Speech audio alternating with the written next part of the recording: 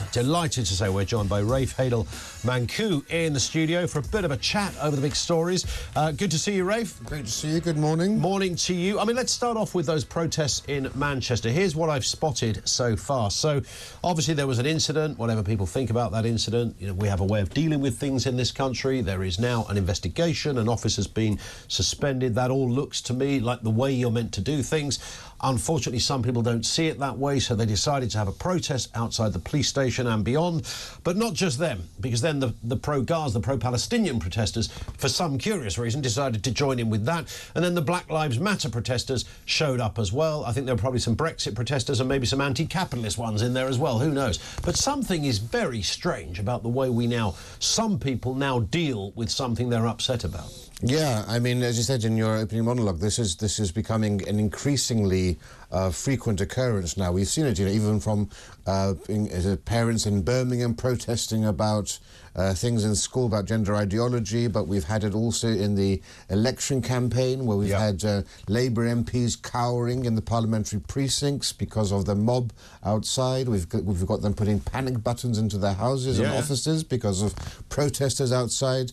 Intimidation. We've had arson attacks as well. I mean, across the board, we're seeing a complete deterioration in the sort of understanding of the processes and procedures by which people can make their feelings and views known, and it's very worrying.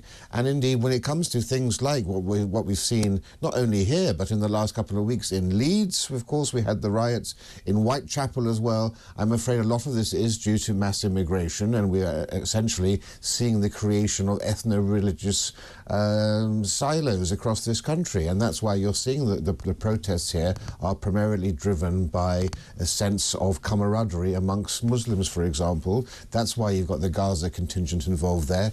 Black Lives Matter, obviously being a Marxist, an openly Marxist organisation, sees itself allied to the interests of these minorities, and are trying to exploit that for political game. It's a very dangerous situation. I'm afraid it's Labour and the Tories who have both invited this in. It's a curious... I mean, we're going to hear in a second from Andy Burnham, the mayor, of course, of Manchester.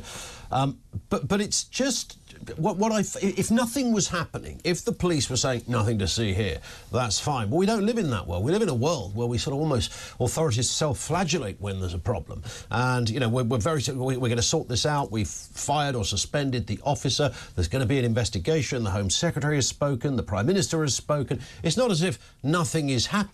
I'd kind of get it if we lived in some backwater place where governments and authorities said, no, sorry, this is over, we're not going to repair. But we don't live in that place. We live in a place where they are looking at this story, and they're looking at it very seriously. An officer could lose his career over this. It's not as if nothing's going on. I mean, that's the irony here. You know, when you compare our policing, for example, to just look over the channel to the Dutch and the Germans are extremely heavy-handed, including we've seen footage in airports in the last couple of years with batons, you know, bashing people over their heads. You know, this sort of an event probably wouldn't even be reported on by the German or Dutch media. It's so exceptional in this country because our police are very different, right? We police by consent, but then it's the level of distrust that exists between you know, I would say the ethnic communities in this country and the police, which I would say is completely unfounded, or not completely, largely unfounded. When you see, for example, how two-tier policing exists in this country, when you look at the policing of Gaza protests against, for example, the policing of EDL or the policing of Brexit protests, even the vigil for Sarah Everard in Clapham Common, when we've seen in Leeds the police running away from the protests without, not wishing to engage.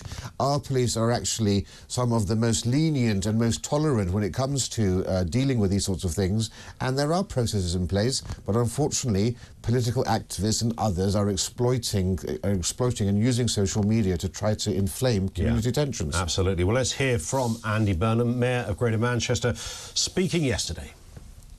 As Mayor of Greater Manchester, and we're all proud of the way we work with each other in this city region, I would ask for calm, because what I can assure people is that the right steps have been taken, the right and proper steps have been taken in the right way.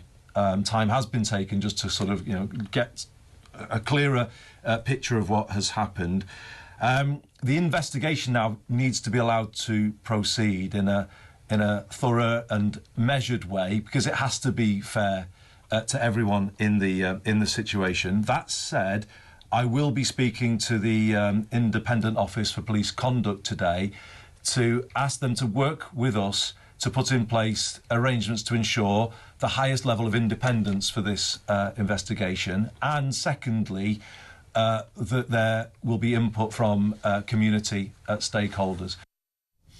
Well, that's a fairly measured response from Andy Burnham, a sort of wait and see, don't kick off, basically. Well, the other thing, of course, is no one has yet seen the police body cam coverage, right? And this is so important. You know, with so many of these storms and protests come out of seeing limited context, seeing just part of a video.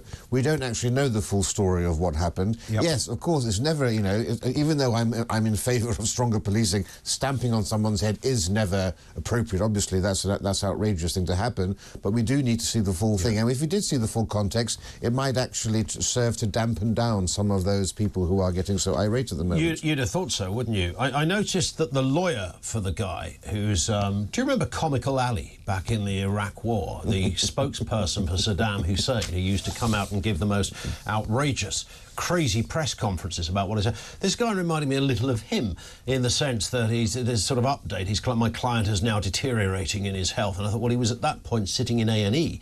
I don't think anybody had seen him at that point. So, I mean, all right, he's a lawyer. Maybe that's the job of a lawyer, to kind of bolster up your client's potential claim, because a claim there will be, I'm sure, on this. Yeah, reminded me a bit of O.J. Simpson's lawyers too, actually. Right, you know, yeah. If the glove doesn't fit, you must acquit. But, you know, there are always these characters who emerge from the scene, don't they? And whenever you get one of these sort of community issues, you'll either have someone like this lawyer, or you'll have a community leader professing to speak on behalf of the community. And again, I think quite often people like this are not helping matters at all. They're simply inflaming community tensions, because they become, in a sense, not just the lawyer for that person, they also become a community spokesman. Let's look at another story here as well. Rachel Reeves, the new Chancellor, has confirmed she will reveal a Treasury audit of public spending pressures inherited by the new government, which could see claims of a black hole worth tens of billions of pounds. I think we kind of saw this coming when Keir Starmer took over. And I remember lots of commentators saying there'll be a point in the first couple of weeks when Starmer either stands at the dispatch box, or Rachel Reeves, or one of the other front benchers, and says, now we've had a look at the books, it's far worse than we thought, which gives you a great big open goal to kind of do stuff that you might have secretly been planning, but now you've got an excuse. Well, I said this on day one of the election campaign. I said, just wait. I mean, it's not just Labour. Every single government who come in, they say, oh, well, you know, this is how they can get away with these outrageous manifesto pledges, saying, well, we made that pledge before we saw the books. Now we've seen the books, things are going to be far worse. So, yes, you know, a £19 billion hold in finances, which is quite considerable. And, you know, we also have to, of course, accept the fact that we're going to have Rachel Reeves, you know, giving out major pay packets now also to the public sector, things the Tories weren't willing to do. So this is certainly not going to be an austerity type of government. Do you think she will do that because it's just easier to do, or because she philosophically believes there should be pay rises? I think it's both of those. But, you know, the fact is the Tories could have made whatever pledges they wanted to in their manifesto, because they would never have a chance to defend them. They're obviously not going to win. We knew from the outset that Labour wouldn't be able to actually implement so many of its manifesto pledges, including, you know, this green energy thing as well. But, you know, I think the bigger issue here, of course, is that we are going to see, you know, that they've promised not to increase taxes on income, on VAT and so forth, but you're going to see a raid on people's pensions, you know, and you're going to see inheritance tax also go up. So this is going to be a big tax government. Capital gains as well, those kind of areas. Because, as we all know, you know, income tax is, you know, it's the big headline tax, but there is 1,000 other taxes out there that you can look at when you're the Chancellor. And as the Labour Party is the party of the worker, obviously they don't want to be seen to be taxing the worker. Indeed. A Labour source said, on Monday, the British public are finally going to see the true scale of the damage the Conservatives have done to the public finances. This source says they spent taxpayers' money like no tomorrow because they knew someone else would have to pick up the bill. It now falls to Labour to fix the foundations of our economy, and that work has already begun. I always go back, Rafe, to 2008, when there was the financial crash, and the stewards of the economy were Labour. I'm not suggesting they were responsible for the whole global component of it, but they were running the game over here. Gordon Brown was the Chancellor when credit was easy to get hold of. 19-year-olds had a property portfolio they could hardly afford. People were dining out on the plastic. And he said nothing at that time. During you could move into a house for 50 quid. Nobody cared. It was free money all around. And then, of course, it all came back to bite them. At the time, 2008, 2009, 2010, those years, any economist worth their salt was saying the next 10 or 15 years are going to be brutal. Whoever's in government, the next 10 or 15 years will not be kind. So what has happened, I sense, in the last decade and a half, when Labour talk about the Tories wrecking the economy?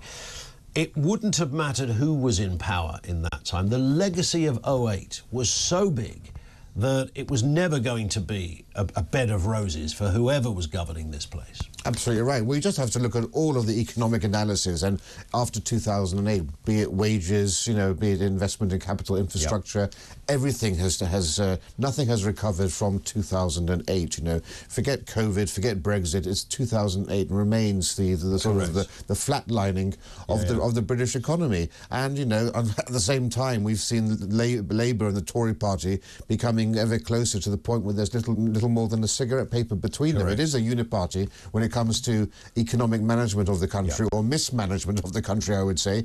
And it's to our great shame, you know, when I was just in Poland for a couple of weeks, their economy is growing at 3.5%. Wow. You know, you look at in America now, they just had the latest stats out, 2.8% growth. In this country, it's 0.5%. You know, neither party seems to be equipped to deal with what we're dealing with. Indeed. Rafe, we're going to be back with more in a few moments' time.